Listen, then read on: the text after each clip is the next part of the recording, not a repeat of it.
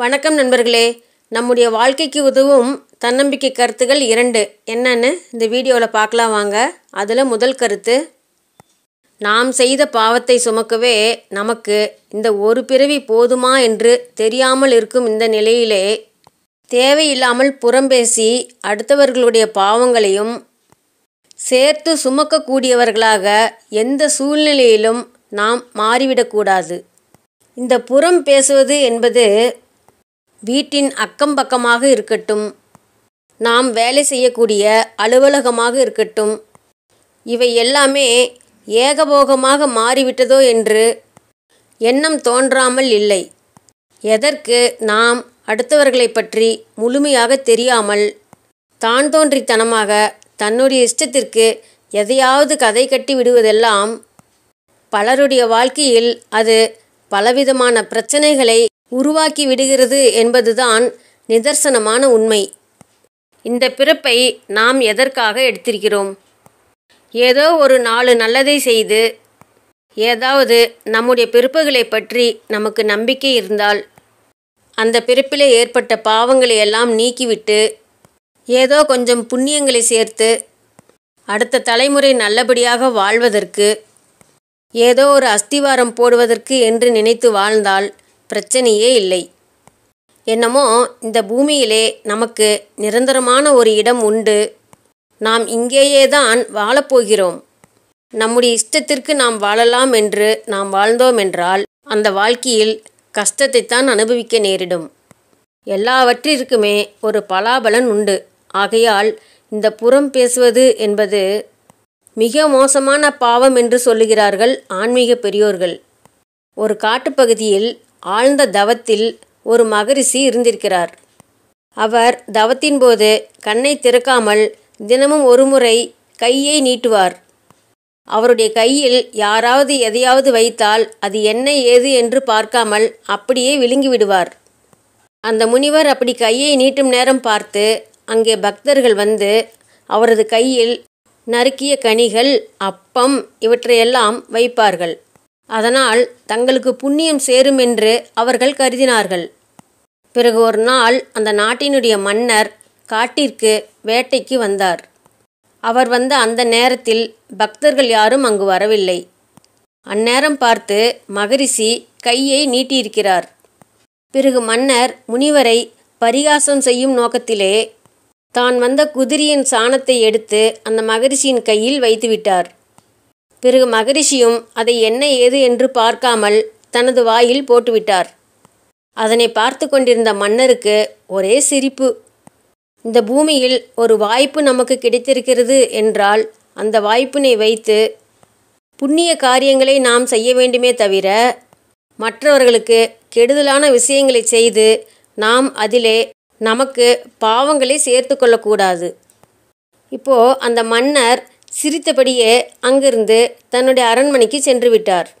பிறகு மறுநாள் மன்னருடைய நலம் விரும்பியாக இருக்கக்கூடிய வேறு ஒரு நல்ல முனிவர் மன்னருடைய அரசவைக்கு வந்தார். அந்த மகரிஷி முக்காலமும் உணர்ந்தவர். பிறகு அரண்மனைக்கு வந்த அந்த மகரிஷி மன்னரிடம், மன்னா, நேற்று நீங்கள் காட்டில் தவம் இருந்த அந்த மகரிஷிக்கு குதிரை சாணம் கொடுத்தீர்கள் இல்லையா? அந்த குதிரை சாணமானது நரகத்திலே மலை போல் வளர்ந்து கொண்டிருக்கிறது. நீங்கள் நரகத்திற்கு வந்ததுமே உங்களை அந்த குதிரை சாணத்தை உண்ண வைப்பார்கள். அதற்கு நீங்கள் தயாராக இருங்கள் என்று சொல்லிவிட்டு அந்த மகரிஷி போய்விட்டார். அதை கேட்டவுடன் மன்னர் அப்படியே நடுங்கி போய்விட்டார். தான் விளையாட்டாக செய்த தவறை எண்ணி அவர் மிகவும் வருந்தினார். பிறகு அந்த மன்னர் தான தர்மங்கள் செய்து தன்னுடைய பாவங்களை கரைக்க முடிவு செய்தார். பிறகு அந்த மன்னர் அரண்மனை நந்தவனத்திலேயே ஒரு குடில் அமைத்து அதிலேயே தங்கினார். அரண்மனை ஆடம்பர சுக வாழ்க்கையை அவர் மறந்தார். பிறகு அவர் அந்த நாட்டிலேயே இருக்கக்கூடிய இளம் பெண்களை குடிலுக்கு வரவழைத்து அவர்களுடைய திருமணத்திற்கு தேவையான நகைகள், பணம் போன்றவைகளை கொடுத்து தான் பாவம் செய்ததின் கெடுதல் பற்றி அவர்களிடம் எடுத்துச் சொல்லி அவர்களை அனுப்பி வைத்தார். இது அங்கே நாள்தோறும் நடக்கக்கூடிய ஒரு நிகழ்வாகவே மாறிவிட்டது. அரசரின் இந்த தினசரி வழக்கத்தை அந்த நாட்டில் இருக்கும் சிலர் வேறு மாதிரியாக கதை கட்ட ஆரம்பித்தார்கள். மன்னர் இதுவரை சம்பாதித்த பணங்கள், நகைகள் எல்லாம் தவறான வழியில் வந்தவை போல் இருக்கிறது, அதனால்தான் இப்படி அள்ளி அள்ளி தருகிறார் என்று தவறாக பேசினார்கள் அந்த மக்கள். அது அப்படியே பலவாறு ஏகபோகமாக பரவியது.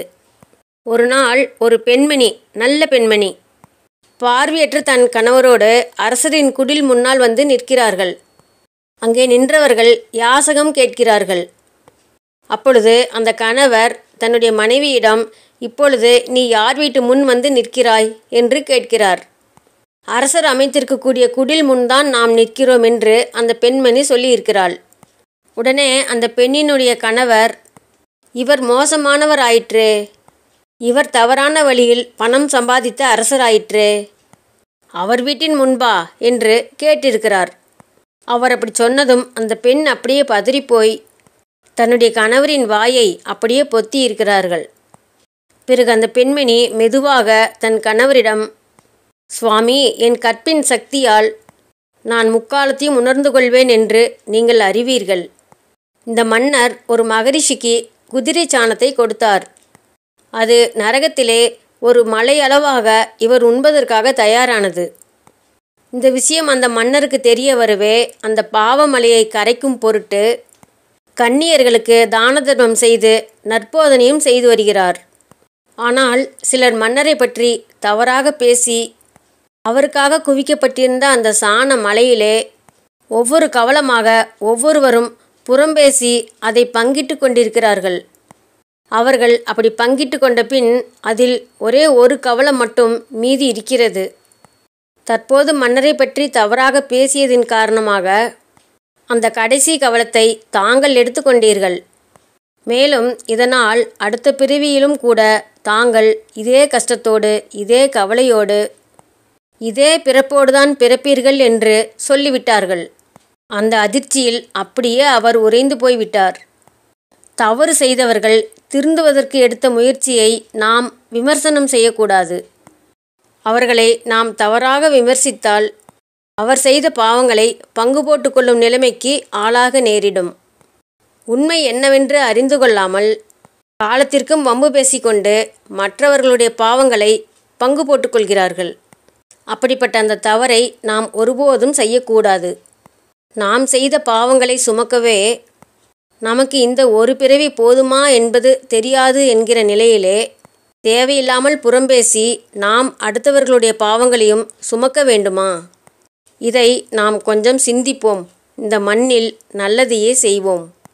இரண்டாவது கருத்து, ஒரு ஊரில் ஒரு இளைஞர் ஒருவர் இருக்கிறார். அவருக்கு ஒரு நல்ல வேலை கிடைத்தது. பிறகு அவர் அலுவலக நண்பர்கள் இருக்கக்கூடிய அதே அறையில் தங்குகிறார். அந்த இளைஞரின் பெற்றோரோ தங்களது மகன் பணம் அனுப்புவார் என்று காத்திருக்கிறார்கள். ஆனால் அவர்களுக்கு ஏமாற்றமே மிஞ்சி இருக்கிறது. ஆடம்பரமாக செலவழிக்க தொடங்குகிறார் அந்த கிராமத்து இளைஞர். அதிலே அந்த இளைஞனின் பணமெல்லாம் கரைகிறது. செலவிற்கு பணம் வாங்கலாம் என்று நினைத்து அந்த இளைஞனின் தந்தை தன்னுடைய மகனின் அலுவலகத்திற்கு வருகிறார். தனது அப்பாவை கண்டவுடன் அந்த இளைஞன் தனது நண்பர்களிடம் பணத்தை கடன் வாங்கி தன்னுடைய அப்பாவிடம் கொடுத்து அனுப்பிவிடுகிறான். நாளடைவில் அந்த இளைஞனுக்கு கடன் சுமை ஏறுகிறது, மகிழ்ச்சி குறைந்துவிட்டது. அந்த இளைஞனின் முகவாட்டத்தை கண்ட அந்த அலுவலக மேலாளர், உன்னுடைய கவலைக்கான காரணத்தை நான் தெரிந்து கொள்ளலாமா என்று அந்த இளைஞரை பார்த்து கேட்கிறார். பிறகு இளைஞர் தன்னுடைய நெருக்கடி நிலைமையை அந்த மேலாளரிடம் சொல்லி வருந்தியிருக்கிறார். பிறகு அந்த மேலாளர், நீண்ட தூரம் நடந்து களைத்து உப்பு நீரை குடித்த கதையாக இருக்கிறதே உன்னுடைய நிலைமை. உன்னுடைய நண்பர்களுடன் ஒப்பிட்டு நீ உன்னுடைய வாழ்வை தொலைக்க வேண்டாம். சீக்கிரமாக இரு, நீ முன்னேறுகிற வழியை பார். நானும் கிராமத்திலிருந்து வந்தவன்தான். பதவி பணமெல்லாம் வருகின்ற போது பழையனவற்றை எல்லாம் நாம் மறந்துவிடக்கூடாது. எனவே பணத்தினுடைய அருமையை நீ தெரிந்து அதை சேமிக்கப்பார் என்று மேலாளர் சொல்லியிருக்கிறார். அதன் பிறகே அந்த இளைஞர் தன்னுடைய தவறு என்ன என்பதை உணர்ந்திருக்கிறார். எனவே நல்லோர்கள் காட்டுகிற அந்த வழியில் நாம் செல்கிற பொழுது வழி இல்லாத ஒரு வாழ்க்கையை அந்த வழி காட்டுகிறது. இந்த வீடியோ பிடிச்சிருந்தா சப்ஸ்கிரைப் பண்ணுங்கள், லைக் பண்ணுங்கள், ஷேர் பண்ணுங்கள், கமெண்ட் பண்ணுங்கள். மீண்டும் அடுத்த வீடியோவில் சந்திப்போம் நண்பர்களே.